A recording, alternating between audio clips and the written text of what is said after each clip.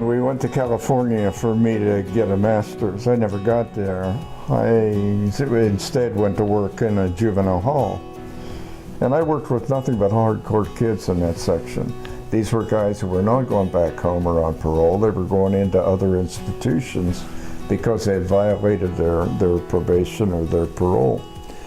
And I asked them 5 basic questions. And the first question was, my name's Kermit, I'm a green genie frog. I can give you anything your heart's desire. What would it be? What is the one thing that I could give you? 97% of those kids said it had to do with family.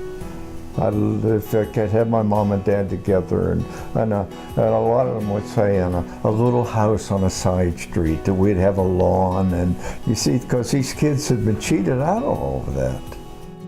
It really was put into my heart when I had a youngster in California in the youth authority that we had bombed out a number of times.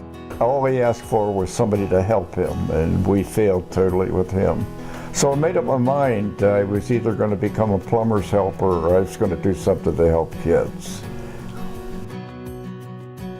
We had a kind of a miracle happen as soon as we started building the Star House, which was the first residential unit, when a probate judge called and said, we've got kids on the street, you need to do something this summer.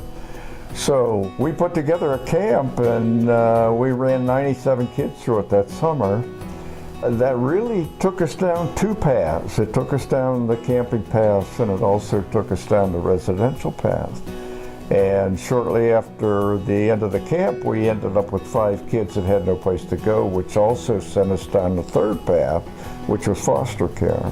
So instead of being a one-pronged program, within the first several months of the village, we were on 3 tracks.